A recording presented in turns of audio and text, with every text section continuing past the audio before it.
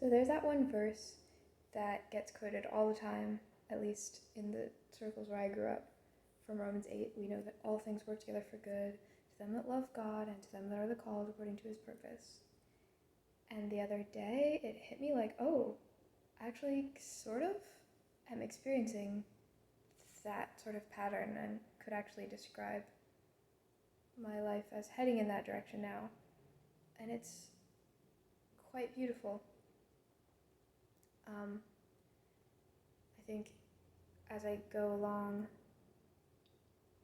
I can pass through more circumstances and like a different range of circumstances and be in many different environments, sort of no matter what that is, like whether it be like a good thing or a bad thing, or just neutral and mundane. I end up getting more insight out of it. It ends up weaving into this general web of like my worldview and of truths and things that I see, and it ends up being integrated into sort of a good story and narrative of my life. And I'm not like hurt by it. I'm trying to think of, I guess an example would be like spraining my ankle, although to be honest, that wasn't, I don't know how well I took that, but I see good results mostly from it, but then mostly just the more emotional turbulences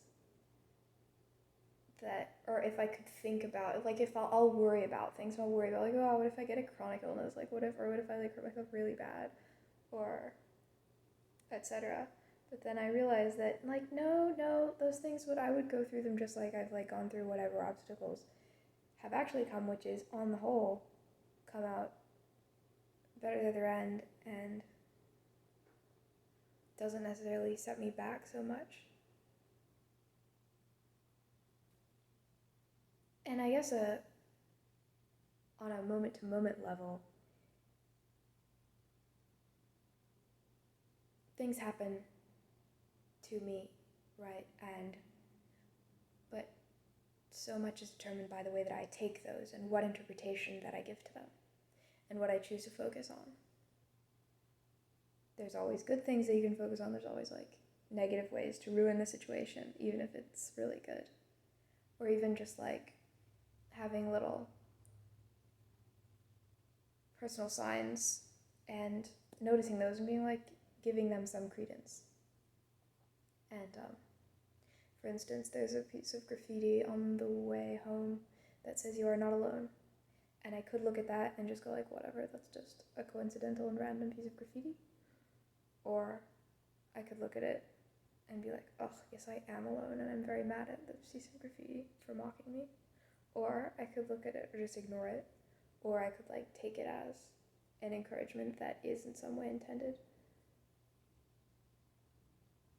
This is a tangent, but on the subject of coincidences, I sometimes, because you always are like, well, am I just making this up, or like, is it meant for me to see or whatever? And it's sort of a false dichotomy, of course, because it's an interaction, always. But I like to think of, if something is a coincidence, it's a sort of special or smaller scale manifestation of the fortuity and the gratuitousness of being as a whole and existence as a whole, which really doesn't have to be here or have to be this way, or like it's just a beautiful and spontaneous like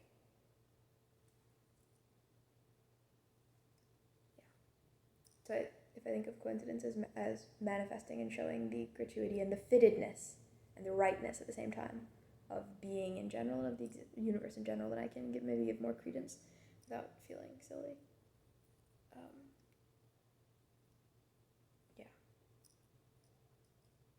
So being able to pass through different trials, I guess, or different circumstances and integrating them still for good. And similarly, I am definitely able to take in more perspectives, different information, different aspects of the world without like getting offended or like having it shut me down or shut down my worldview. And I guess that also has to do with the scripture, the verse, like to the pure, all things are pure. And it's so good because it's like opens up the world so much. And yeah, allows me, because there's so much information, especially in this day and age, and to be able to use more of that is like really helpful. Like I used to, well, of course, be like very fundamentalist, but and then had to have like be very strictly walled up. Like for instance, I would get into like Toki Pona or like Les Mis or like a book that I would read and literally like feel sick and feel conviction like it was bad and I had to stop. And it was actually such a visceral like feeling in me that I would have to stop. And yeah, it was not helpful. Well, at the time, I suppose it was used to lead me along, but in general, it's like very limiting. But now that sort of feeling is a lot more refined and better aimed at things that like actually are legit gonna hurt me, and that I need to stay away from. But that's less and less as I go on. And then similarly, I guess, quirks of mine or like idiosyncrasies of mine or even sort of weaknesses of mine, I don't need to give these up or just sort of like smooth them out in order to make myself into this smoothed over like certain identity and certain like stereotype of like a Christian or of like a certain kind of person or category that I'm trying, whatever category I might be trying to fit myself into. Like I don't need to get rid of these things, but the divine media and can use all of these quirks of mine just like anything else for like my personal growth or spiritual growth and insight and learning things. I don't know, like Toki Pona is a big one, or like Minecraft, which has a place in my heart and I've been thinking about a lot lately, and thinking about it in the same way as I would think about like Saint Joseph of Arimathea, whom I'm also thinking about lately. Coffee, which I love, and or like even, and I'm gonna make another video about this, but even like my being such a perfectionist and my being growing up very isolated and still tending toward isolation, etc. Just like things like that, they don't have to be like smoothed out and like taken away so that I could function smoothly, but they can be developed themselves so that I could like be myself fully.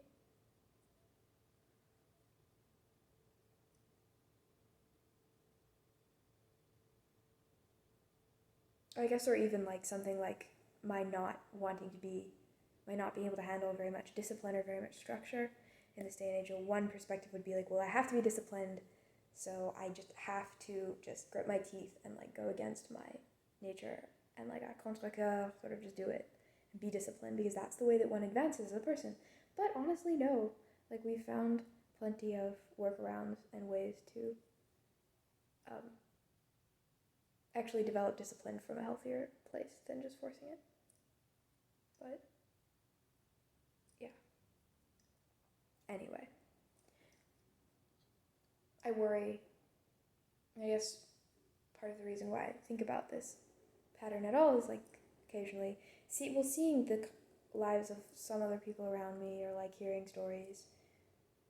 And of course, one aspect of this is that you only hear one story in one element or see one element of that person's life. They of course have like their own path and their own like beauty to their life that I don't see, and I'm certainly, well, they're not me, I'm not them, so obviously I don't want to be them, but this doesn't stop me from looking at people and going like, ugh, I don't want that to happen to me, and like my life to just go off the rails, or like to just hit a slump and just be just I don't know, all these things that could theoretically happen, right? And I guess especially internally and like spiritually, because one's material happiness is sort of always more changing and doesn't matter as much. But like, I realized that, I don't know, it's sort of true. Even though you don't want to be moralistic and like judgy about it,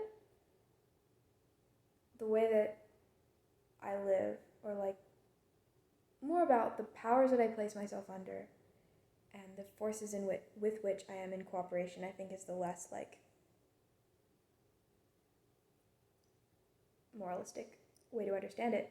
But it's like that really has a real effect in the way that my life goes and in the way that other people's life doesn't go, at least at the moment. And like it's not arbitrary. It's not arbitrary.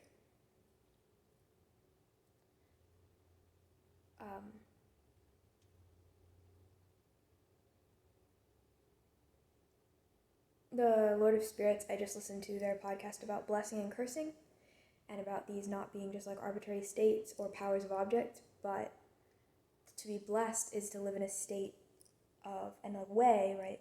Everything is the way. I don't know anything about the Tao beyond that it's the way, but it's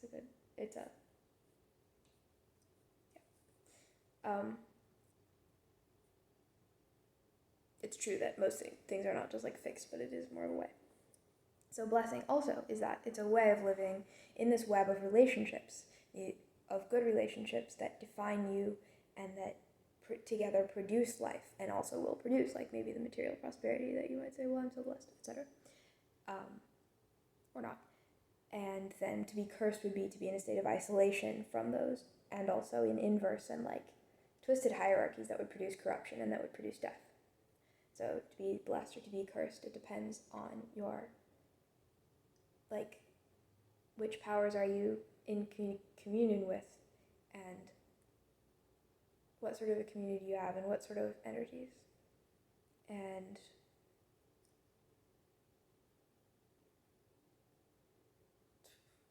Pierre de Chardin talks about those, like the energies of God and like the powers and he uses a word, but I can't remember. Does he use a word? Yeah, well he does. But basically like the various, you could think of them as like threads coming from God and just like through the universe and connecting to us and sort of feeding or siphoning off our life in different ways. And also this book, Le culte fétiche des dieux modernes or something, by Bruno Latour, is really good and talks about how even as modern people, we are not so cut off from everything as we like to think, or so above superstition, or so above religion as many of us like to think, and above the kind of rituals that we dig up in archaeology. We say, well, we don't do that anymore, and that was like ignorant and dumb. But in fact, we do literally the same things, we just call it by different names. But he really talks, or what stood out to me was just the lien, like the links, and I think of them as like threads that keep us in life and that maintain us in life. And you have to be dependent on or in cooperation with these links. So you could think of like, I don't know, water. You can't just be like, well, too bad I don't have to drink water anymore, because that's dependent, and that's going against my human dignity of like being this proud, like this autonomous moral agent by myself. No water. Or like food, or human companionship, or power and like electricity I'm dependent on to keep my house. Or, of course, spiritual forces. Or you could think of an addiction, or like an abusive relationship, or an ideology that's twisting you, would be negative links. But there are always those dependencies and those threads. Either you're going to have good ones, or you're going to have bad ones. If you don't have good ones, bad ones will sort of filter in also. So it's just like paying attention to all those things that are feeding in. Then I also think, connected with this, about the silt verses, which is, well, it's a pretty intense podcast, and sometimes I finish an episode and I'm like, why? I did not need that in my head. But I love the direction that it's going, and like the message that this storyline is taking, and it's really thought-provoking. And also encouraging when I look at my life compared to theirs. I'm like, it's not so bad. It really makes me appreciate what I have as far as good links, because basically in the silt verses, at least you get to choose the thing that eats you. Basically, in the Christian terms, they would like all be demons. Like there's really nothing good available to link yourself to. It's basically one horrible deity that's gonna like twist you to its inhuman desires and probably sacrifice you, or another one.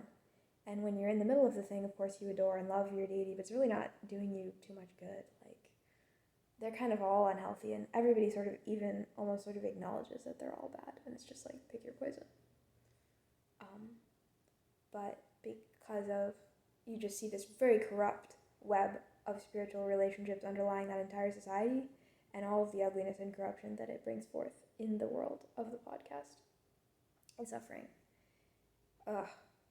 And yeah.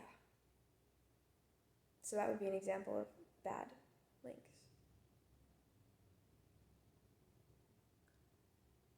But in a similar way, there are genuinely good powers in this world which I can put myself under or participate in. Like, and I guess been trying to do that since I was really young, but it didn't necessarily always work out at first. But